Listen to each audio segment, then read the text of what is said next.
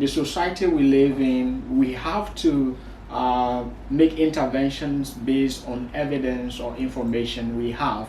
I mean, this is not just about moving around, but we're talking about policy formulation, decision making that will help to create change in the society.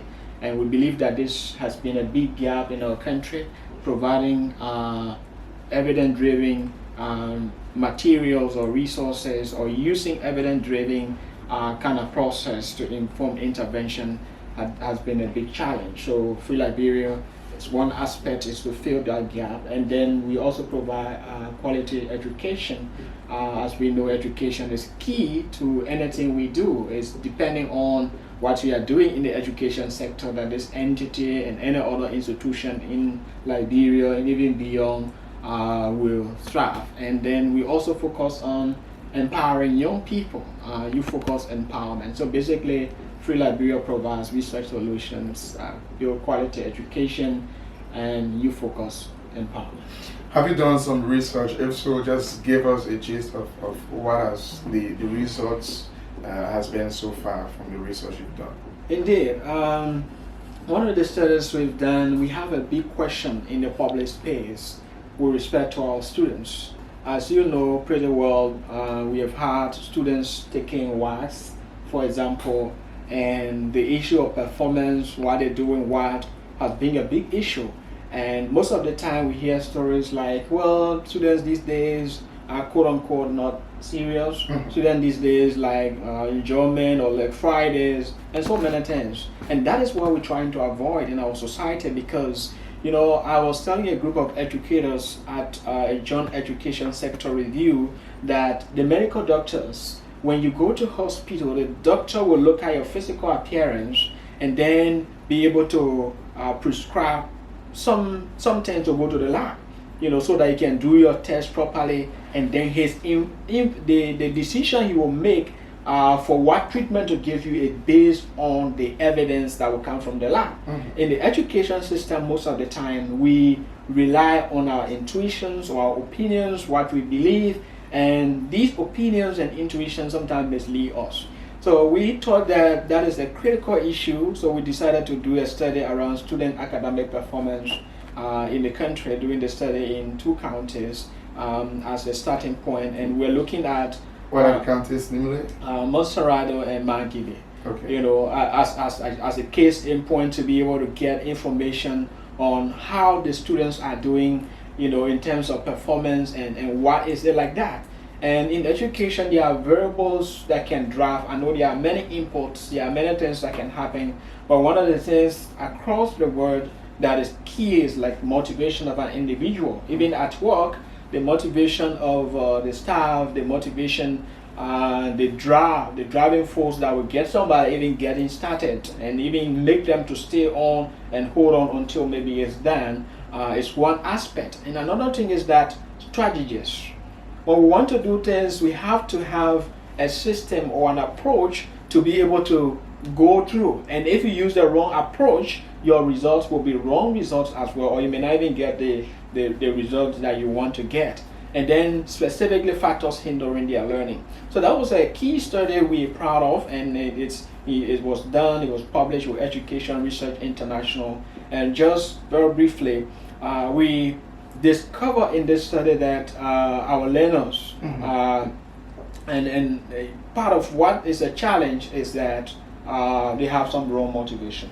They have motivation, we call it extrinsic motivation, where most of them want grades. And if you give me a grade, even if I didn't learn anything, you give me 95, you give me an A, I'm okay with it, or you give me a certificate at the end of the day, you put me on honor roll, they are satisfied with that. And you know, education is not, it's not like that. You cannot take that A by itself and present it as a fake prize and it gives you results, you know. So we realized that students' motivation is too extrinsic in a way to allow them to do well, and they need to see education beyond the certificate. They need to see education beyond the grade and things like that.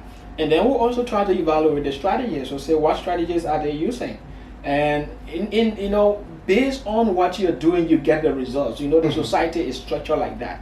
Based on how well you are putting in the organization, you are putting in the time, you're putting in the effort, you're putting in, will grant you the opportunity as to whether you make progress or you don't make progress. So let's try this. Somebody will want a whole note and memorize it. Memorizing it for the test. Memorizing note for the test will not help you. It will help you to get an A or to pass, but at the end of the day, you are left empty, and now you are going in the outside world, you cannot deliver.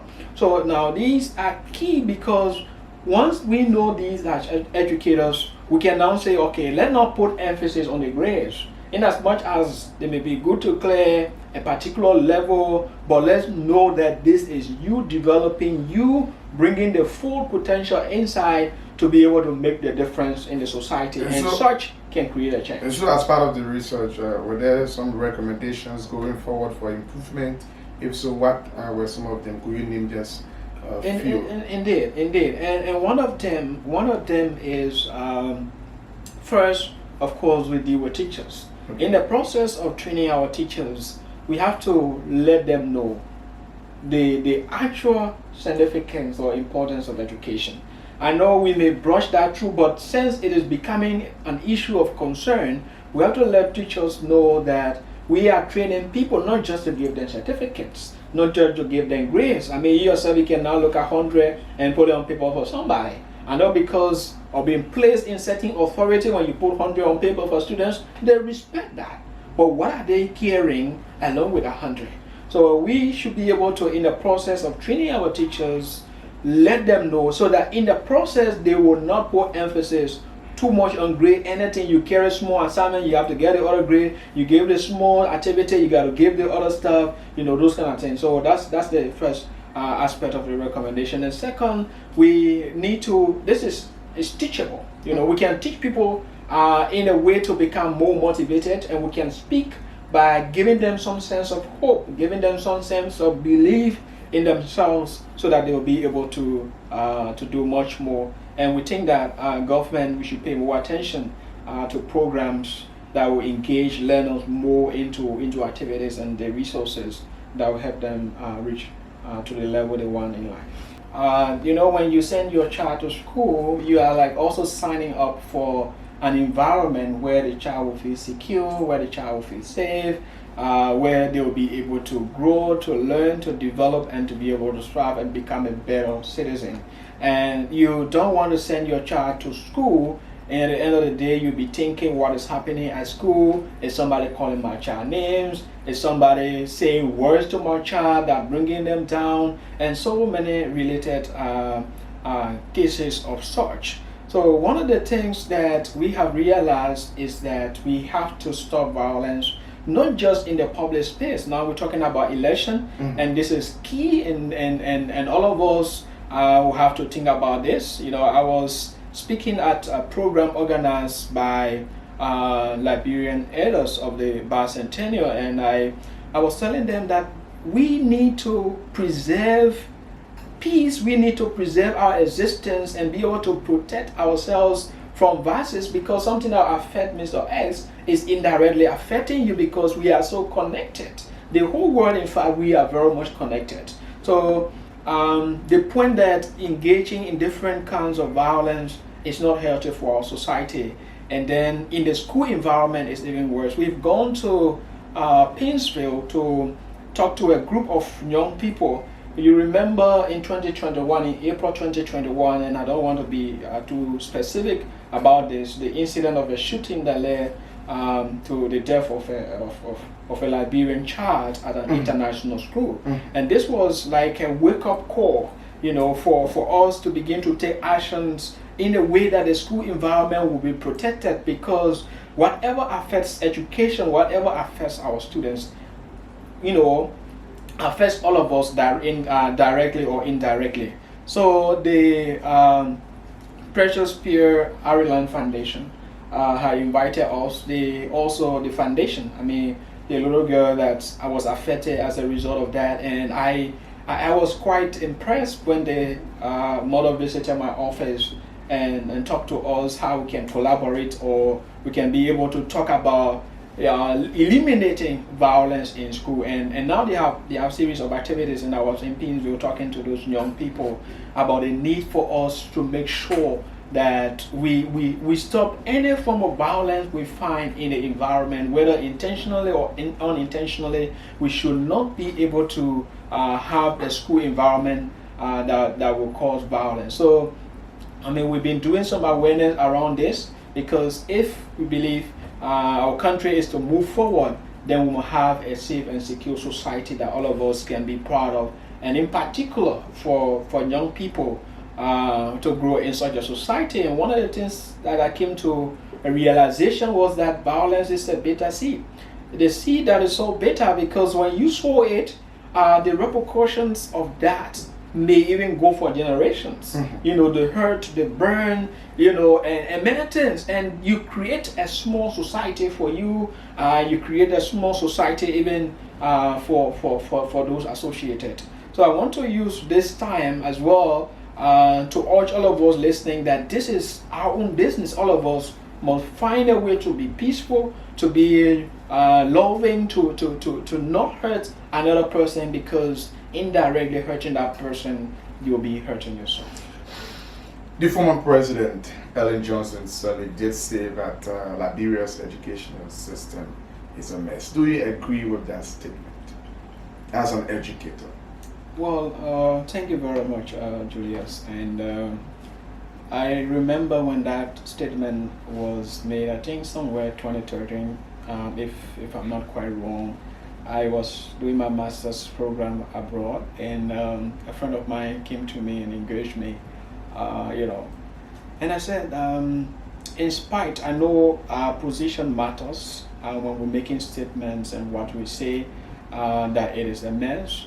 And this was one of the things that we were talking about before, the issue of if it is a policy statement, if it is a conclusion, then we have to do some thorough investigation to be able to arrive at that. And there is an explanation that should follow that. And of course, this was taken out. And so the context of... do you agree or not?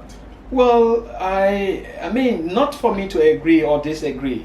I believe that we have challenges, but we are not education system is not a mess. It's not a mess because, number one, those who have graduated from our system have gone out and have made, you know, have been out, be able to outperform many others. Even we studied in the system, and we have been able to go out, and hundreds of Liberians have been able to study in the system, and they have been able to make some impact. And even those managing entities in different places have been able to some extent. We are not there yet. We are not compared in terms of general output like Ghana, maybe say some other country like South Africa, or some other big countries. But to conclude that generally we are a mess is a complete condemnation. And that is why I'm saying that it's not for me to agree or disagree, but we have challenges, and that's what I can say. What are some of the challenges? Well, the challenges are, you know, we still have budgetary challenge. For example, according to international treaties, the government is part of, we are to provide at least 20% of our budget to education. About this time, we are providing little over 12. And the implication of that is that the Ministry of Education cannot be able to provide the necessary needed materials to be able to help the schools. They cannot be able to renovate the schools on time. They can't be able to increase the salaries of teachers to a larger extent, and to even get some learning materials that are needed in the schools. So that is a challenge. Of course, that is a bigger part. We have some other administrative governance related challenges. How can we have a system where those managing the schools, like the EOs, the education officers, whether DEOs or county education officers, going down to the principals of the institutions, how can we strengthen our system to ensure there is transparency and accountability in managing these particular things? And also with the teachers, you know, we have some teachers who are not as qualified as required by the law. And up to present, almost everyone is a teacher in Liberia, and which is very unfortunate. Everyone is a teacher because somebody can get up today who did something maybe in management or in accounting, and again just go to their church school or to any school and begin to teach. Now, teaching is a profession where you have the theory, but at the same time, you are to have what we call pedagogical skills. The ability to execute is like having knowledge about driving and being able to drive. There are two different things. So we have challenges in those life, but concluding that, you cannot say it's a mess. And the thing is that if we say it's a mess, then we need to clean the mess. That is my point. I mean, when we make some statements, we should be able to spend as much as we can be able to be able to activate or create that change. So we talk about budgetary issues, we talk about training of teachers that will have the passion and quality that is needed in order to strengthen this sector. What are some of the good things? Since if we will say it's not a mess generally because they have some good products as a result of the sector, what are some of the good things you like to highlight? Well, one good thing is that our students have the potential to strive, to develop. And in spite of some not doing quite well, we still have promising students. Some of them go to school with huge aspiration to be able to learn something to change their life, and they want to be successful in this time and make the difference in the world. I believe that is an opportunity because the learner is willing and the parents are available to be able to provide their resources, their support to the process of education. I believe that is an opportunity. We also have teachers who are willing. The teachers are willing. Now, the challenge there is giving them the training and the resources they need for them to do that. So we can also count that willingness as part of what could possibly be an opportunity. And many learners went through the system, and many others went through the system. They're also doing quite well in different areas and have been able to go out, and they have been able to learn along with others. So in spite of us having some challenges, we also have some things that we can tap as opportunities to be able to change our system. But that the School of Value, there's a new activity you've launched from the end of FREEE Liberia. What is it all about? What is the impact it's making on the general good of the country? All right, thank you very much. As part of trying to mitigate the challenges we face in the education sector, we are thinking outside of the box.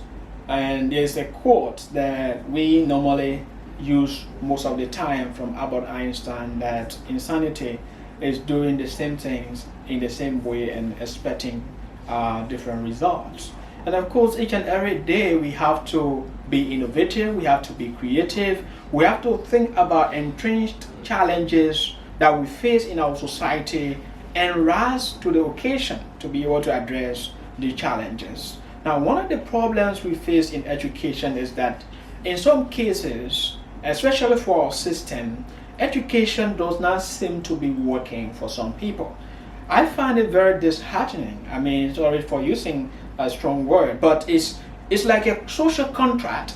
I signed a contract to go through a school system for high school, say 15 to 16, 17 years to be able to complete that cycle. Or I choose to go to university for another 4 years, and after all that I can find a job. After all that, I don't have some skills to become marketable. And this is not unique to Liberia. I mean, across the world there are still people who graduated from institutions and they still struggle. Now, the problem here is that we have the responsibility to make education work for us. Now, coming in, we realize that there is another big problem, and that problem is that you can get education, but there are things that serve as the basis for your education, and we'll call them values, and we'll call them also success habits. That's where the School of Value and Success comes in to be able to close a gap, because in the process of learning what you learn in through school, you may not learn about how to love people. You may not learn about how to interact with other people. You may not learn about integrity. You may not learn about patriotism. You may not learn about some other things that go along. And without these, in spite of your education, you may be challenged to the level that you will not be able to do quite well. And besides that, success is another angle. Of course, it's the utilization of what you may have learned in school, but we should have means to be able to, in a way, learn from some of those, to see different things, strategies, steps they went through to be able to become successful. So under the School of Value and Success, our major focus first is to be able to cultivate values that help people, values that help people to become a part of the society, or to succeed with integrity, to succeed on a good footing. That we don't have to think about trying to corrupt the system or jump the stuff. We can succeed and sleep at night peacefully, and then we can also learn from those who have succeeded. Now, in this world, the good thing about it is that there are some things that happen before, the good ones. And those things that happen before, in fact, the Bible said that they are for us to learn. So that through that means we can have hope. Through that means we can have the opportunity for ourselves to make it as well. So we teach values, different values that we should uphold as human beings. And then in addition to that, we also delve into what have made Mr. X, Mrs. Y, and this person and that person successful in the society. So that serves as the base under the School of Value and Success. Before we move into a particular course contents that will allow a person to explore what they want to explore, because generally you want to be valuable in the society, and then second, you also want to be somebody who will be successful at that. But if you don't learn success, you cannot get success because you went to school. If you don't learn to become valuable, you cannot just become valuable in that way without being schooled in that particular area. So the School of Value and Success is focusing on building values and helping people become successful while enhancing different skills that they want to develop. How are they, the students or Liberians in general, embracing this, and what are other things moving into them? Well, this has been wonderful. I mean, we have a lot of testimonies. Currently, the first cycle, we just started this in May, around the middle part of May, and we have 3 different areas which I will talk about shortly. But it has been like an eye opener to say, wow, where have we been all this while, or what is it that an idea like this didn't come up? When you want to be a particular person, maybe successful in media, so the people who have been successful in the media business, so that you will be able to learn what are those things they're doing. So you yourself, you can start. This is not copying. This is being intentional about your own change and about your development. And this has been very transformative. It has been very rewarding to be able to expose people to different values they need to learn, and then different things that they also need to learn. One important thing, please I forget about this, is that we also provide a learning package. Okay, we put together, apart from our 3 books we've written, we also put together a package that consists of a lot of books. The open media, there are some open resources now that you can be able to explore and be able to package them so that people can now begin to listen, people can now begin to take note. And these are the things we want to see in our society. We want to create a society that will be very competitive, and not just that, we will not just be citizens of our nation, but we can also become global citizens, because we all live in one global village, and I see the whole world now like being borderless.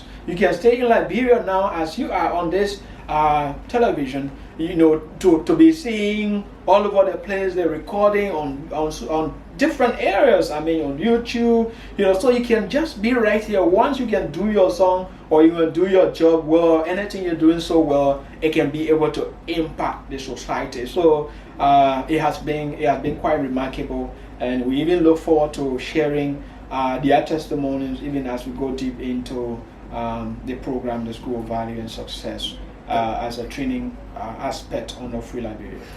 No society can rise above the number of people educated and how well they are educated. And of course, some go through education, but because of other factors or misunderstanding of education, in a way they also are not fully educated. Now, I mean, it's sad to say this, but that's just the reality. Somebody could go through high school and you can write with comprehension, and you can be able to form part of a serious discourse, or your mind has not been fully transformed, and that is a challenge. And that's why we continue to emphasize that education is everybody's business. And when I talk about education, I discuss it from the angle of creation, because the Creator made us and giving us the opportunity to be able to continue the process. Like somebody giving birth to, that person has the potential, but until that potential is cultivated through education, whether it's formal education in particular or through informal education, it can be very difficult for that person to realize their full potential.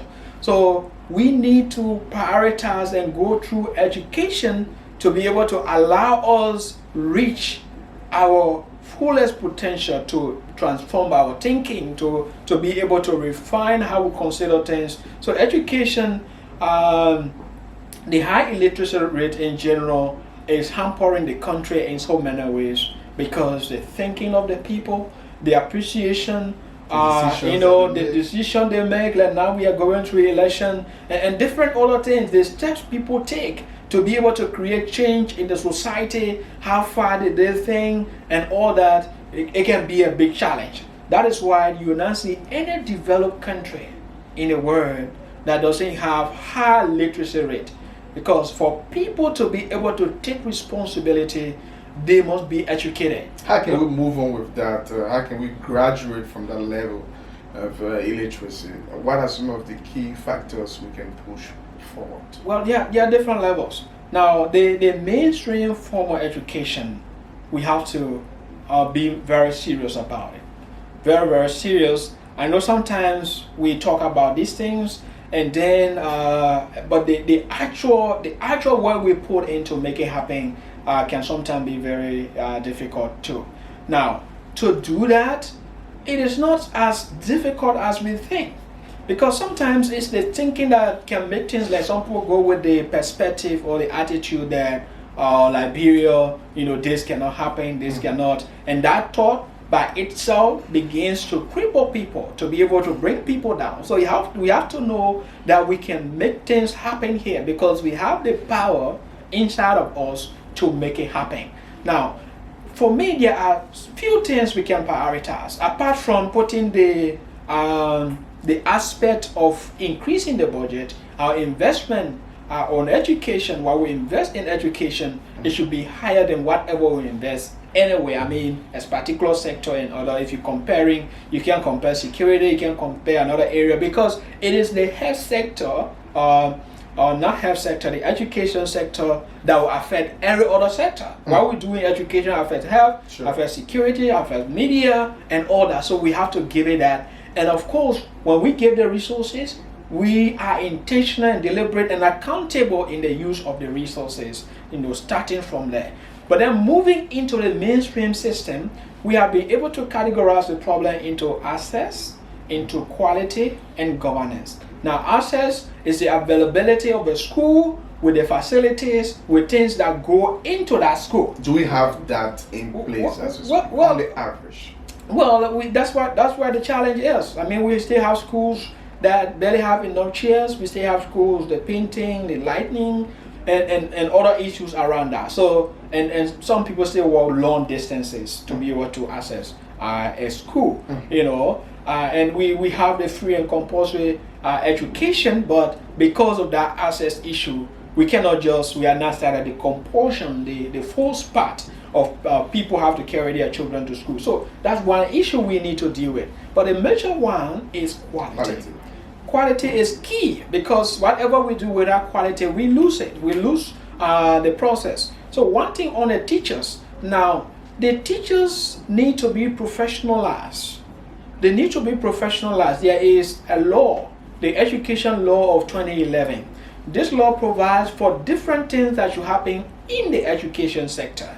But then the implementation of this law to a larger extent has not come to reality. And one thing that is of key interest to me, which as I continue to speak at this program and at events, that everything rises and falls on teachers in the education system. And that is why the education law of 2011 provides that we should be able to, anyone who will teach is certificated, which means you have a certificate and you have a lessons to teach.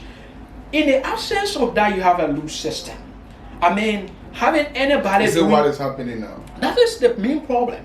I mean, once the system is as loose as it is, in my opinion, it will be difficult to deliver. Now, Julius, right now, if you choose to say, okay, I have some time after Boss TV, I want to teach one subject here, you may get, I'm just be saying that you, as it is, somebody may not be a trained teacher, getting the aspect of the training and then go in the classroom. And it happens around different areas. And sometimes that person will be in that process and get the job in their area, they have their specialization, and then move there. So work in and work out profession cannot be able to deliver on the mandate it has. Everybody can be a professional in the profession. How can we mitigate that? Yes, it's implement the law. Implement the law by ensuring that teachers are licensed to teach. People are licensed to teach.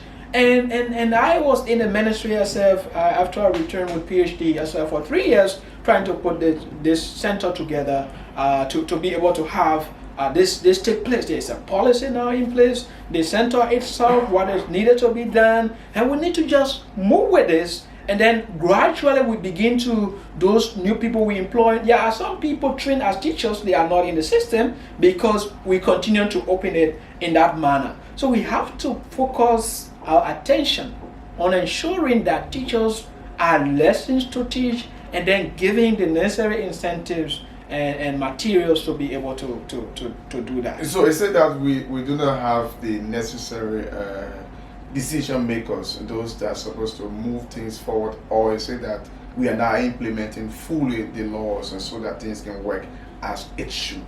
Well, I think it's the implementation. I know it's not unique to the education sector. The implementation of the laws we put in place. Now, before a law is carved, is passed, is printed into handbill and is out, people look at the necessity and the need and how that law is going to make the difference. Now, when we go through all that and then allow that to be on the shelf and to just be there and taking dust, then the actual intent we've had to make sure that law will work for us will not be accomplished.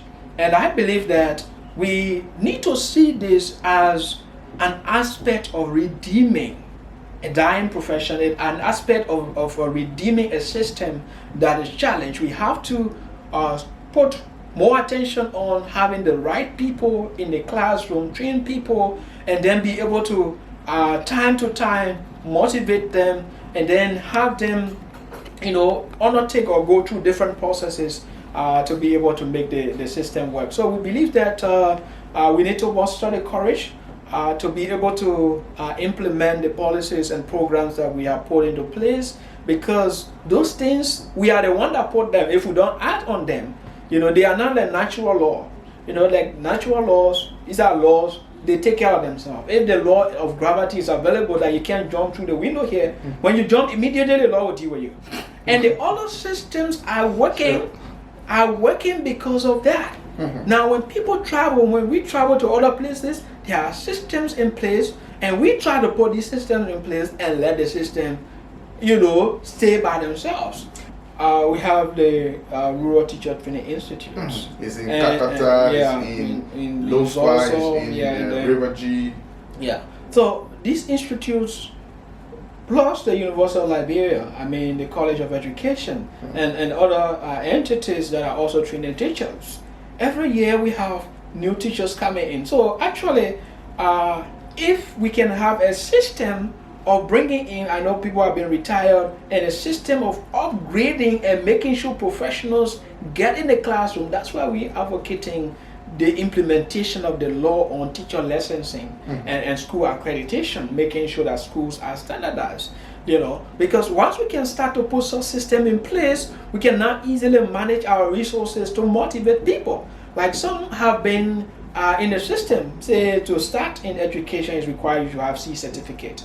And then now the president has upgraded to B or to even BSc, and then they still getting the salary for the C certificate. I mean, that's demotivating. And of course, the temptation is that if I'm doing something, though we emphasize the part of sacrifice we all of us try to do, but I mean, you can't sacrifice beyond your children staying at home and your woman want to leave you because you can't provide food money, and other things that you're supposed to do. And then we may ask for these things. Are we asking to, can we do such a thing? So we can create a system in place where we can be able to promote that motivation and allow the growth process that people go through to commensurate with different actions they have. And these things contribute to the change that we want to see. There are some smaller improvement in the results, but I believe that we can make bigger changes.